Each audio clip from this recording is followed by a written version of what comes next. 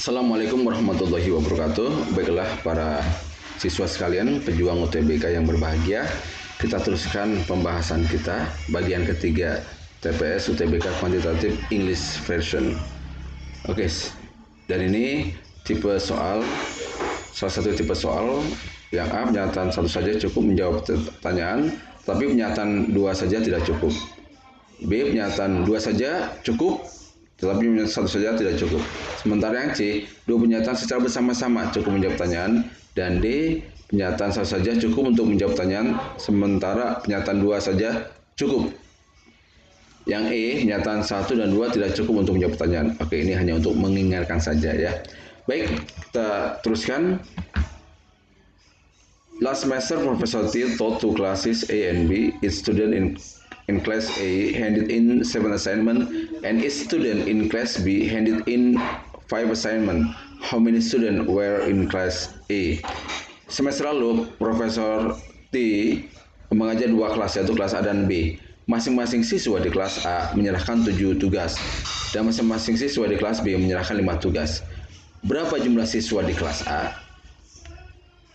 Ada dua pernyataan. Pernyataan pertama, jumlah total tugas di kedua kelas tersebut adalah 85. Sementara pernyataan kedua adalah ada 10 siswa di kelas B. Baik, apakah pernyataan pertama itu cukup untuk menjawab pertanyaan ini? Jumlah tugas total di kedua kelas ada 85 tugas. Oke, kita misalkan tugas kelas A 7 tadi ya, sebagaimana informasi. Jumlah tugas kelas B 5, sementara total tugasnya 85. Jadi kita buat dalam bentuk persamaan, 7A tambah 5B sama dengan 85. Nah, tugas kita itu mencari A di sini, atau mencari jumlah siswa di kelas A. Ternyata ya di sini banyak kemungkinan ya, karena ada dua variabel yang belum diketahui, yaitu A dan B. Jadi akan banyak kemungkinan untuk mencari jawaban A ya. Jadi pernyataan satu saja belum cukup untuk menjawab pertanyaan. Oke, bagaimana dengan pernyataan kedua? Pernyataan kedua itu ada 10 siswa di kelas B. Jadi tadi 7A tambah 5 kali 10 sama dengan C. C itu adalah jumlah total tugas. Dan yang kita cari adalah A. Sama seperti tadi, kita masih belum bisa mencari A karena ada masih informasi yang belum diketahui, yaitu C atau total tugas. Jadi pernyataan B juga belum cukup untuk menjawab pertanyaan. Ya. Jadi A belum cukup, B belum cukup. Nah, sekarang bagaimana kalau seandainya kedua-duanya? Jadi yang pertama itu jumlah tugas total di kedua kelas 85 tugas, sementara jumlah siswa di kelas B ada 10. Jadi 7A, kita lihat persamaan yang tadi, 7A tambah 5B sama dengan 85 ya. Oke, ini berdasarkan pernyataan pertama. Sementara pernyataan yang kedua, jumlah siswa di kelas B itu 10. Jadi apa? 7A tambah 50 sama dengan 85. 7A sama dengan 85 dikurangi 50 sama dengan 35. Jadi A sama dengan 35 dibagi 7 sama dengan 5. Jadi jelas, banyak siswa di kelas A sama dengan 5. Jadi jawaban yang sesuai adalah C. Yaitu apa? Yaitu kedua pernyataan tersebut secara bersama-sama ya memberikan solusi untuk soal tersebut. Jadi jawabannya adalah C. Bisa dipahami ya, mudah-mudahan ya. Baik, soal selanjutnya adalah, nah ini ya. In the figure below, point D is on AC. What is the degree of BAC? Jadi dalam gambar di bawah ini, titik D terletak pada garis AC. Berapakah besar sudut BAC? Kita lihat ada segitiga ya. Sudut ABD diketahui 20 derajat. Nah, informasinya pernyataan pertama, sudut BDC adalah 60 derajat. Oke, apakah cukup bila informasinya sudut BDC diketahui 60 derajat untuk mencari BAC ya, untuk mencari BAC. Oke, ya. Jadi jika diketahui BDC 60 derajat, BDC 60 derajat, BDC 60 derajat ya, maka BDA ya. BDA itu adalah pelurus. Kalau BDC 60 derajat, maka BDA itu adalah 180 dikurangi 60 sama dengan 120. Jadi BDA ini besarnya adalah 120. Oke ya. Jadi ada dua sudut yang diketahui sekarang, ABD 20, BDA 120. Yang ditanyakan adalah BAC. Jelas, BAC pasti diketahui ya. Karena sudut dalam suatu segitiga itu jumlahnya adalah 180. Sehingga sudut BAC sama dengan 180 dikurangi 120 dikurangi 20. Maka sudut BAC adalah 40 derajat. Jadi pernyataan pertama itu sudah cukup untuk bisa menjawab pertanyaan sudut BAC.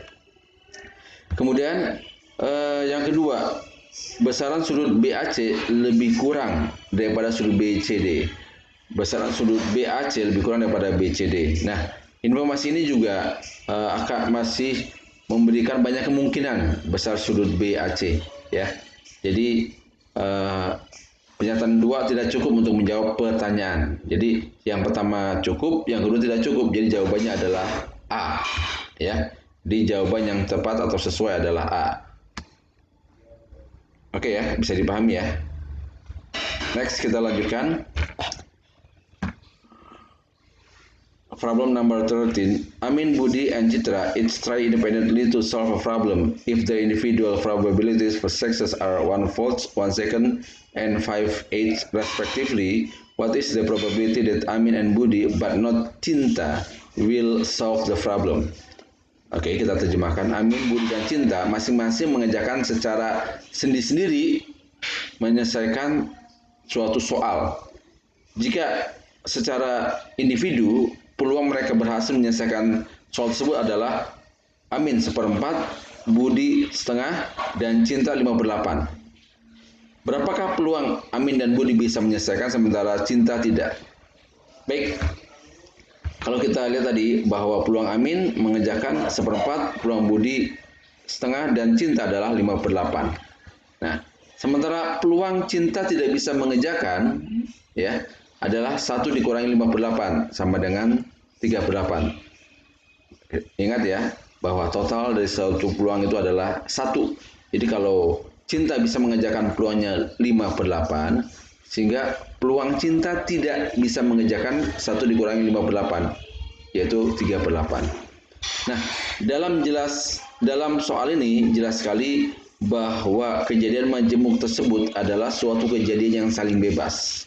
Kenapa saling bebas? Karena ketiga orang tersebut, Amin, Budi, dan Cinta, itu tidak saling mempengaruhi satu sama lain. Jadi ini adalah kejadian saling bebas. Dan rumus untuk saling bebas itu adalah dikali. Ya, sehingga peluang Andi, Budi bisa mengerjakan sementara Cinta tidak adalah PA kali PB kali P komplement C.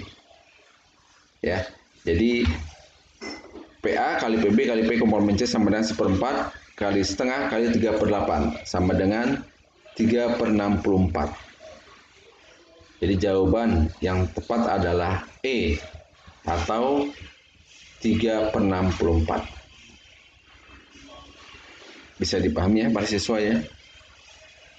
Lanjut, kita teruskan soal nomor 14 ya. Ini soalnya cukup simpel. Nilai mutlak X sama dengan 6. Kemudian persamaan Y sama dengan X tambah 4. Kuantiti A, besaran A itu sama dengan Y. Sementara kuantiti B atau nilai daripada B adalah 10. Oke. Kuantiti A is greater than B. Jadi A lebih besar daripada B atau B lebih besar daripada A atau kedua-duanya sama.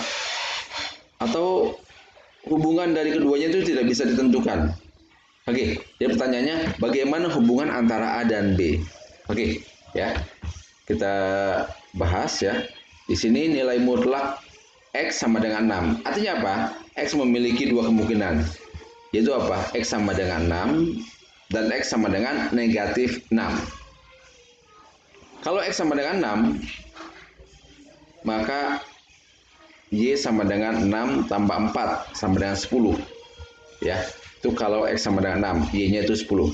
Kalau X sama dengan negatif 6, Y sama dengan min 6 tambah 4 sama dengan negatif 2.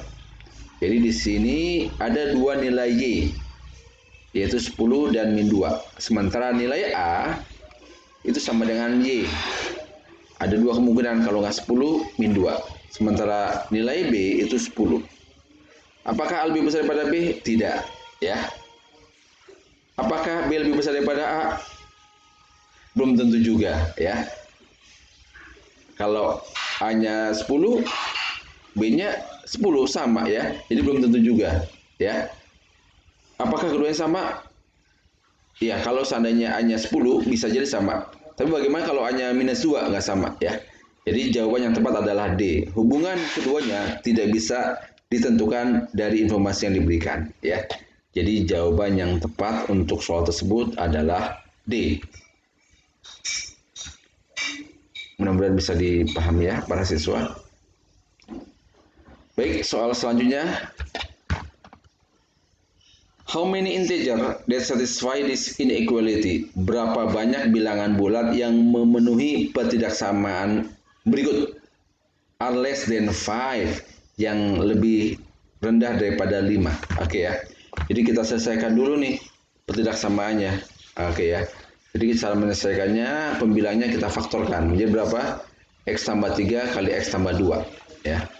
Per X minus 2. Nah, di sini jelas.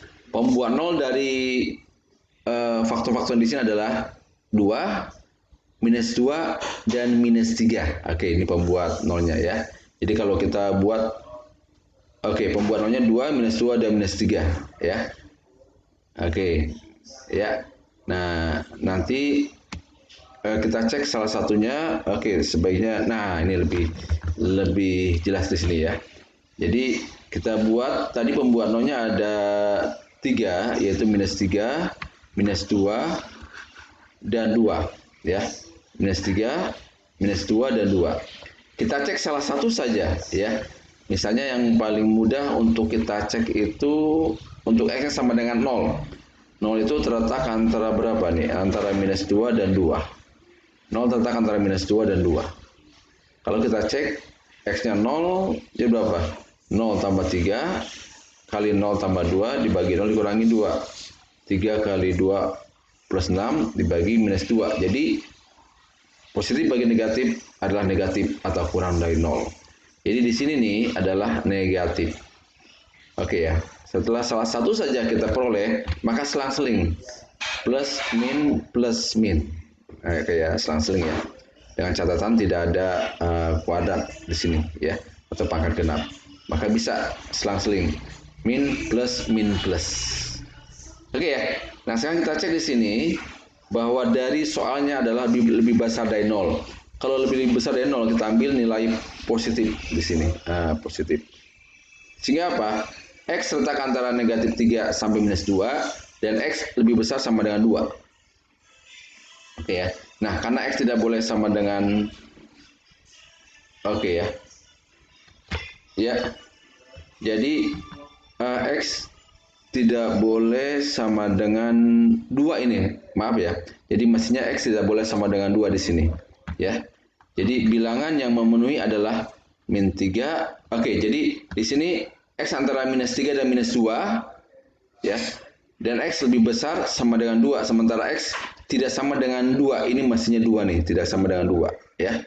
Jadi antara minus 3 dan minus 2 adalah min 3, minus 2. Oke, terus lebih daripada 2, 3, dan 4. Hanya itu saja. Karena kurang dari 5, pembatasnya 5. Jadi ada 4 nilai. Bilangan bulat minus 3, minus 2, 3, dan 4.